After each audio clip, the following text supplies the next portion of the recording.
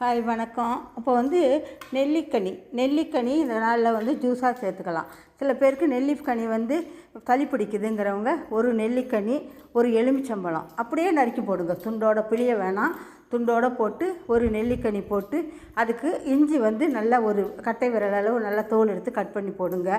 இதை நல்லா அரைச்சிக்கோங்க. அரைச்சிக்கிட்டு வடிகட்டி இதில் ஒரு ஏலக்காய் சேர்த்து வடிகட்டிக்கோங்க. வச்சு நல்லா வெல்லம், சுகர் இருக்கிறவங்களுக்கு கொஞ்சம் குறைச்சி போட்டுக்கோங்க. இல்லாதவங்களுக்கு நல்லாவே போட்டு உப்பு அதே அளவு சேர்த்து நல்லா வடிகட்டி 1 லிட்டர் தண்ணி விட்டு நல்லா எடுத்து வச்சுக்கோங்க. இதை தாகம் எடுக்கிறப்ப குடிங்க. பித்த மயக்கம் இருக்காது. இந்த வெயிலில் எனர்ஜி வீணாக போகிறத எனர்ஜியை சேவ் பண்ணும்.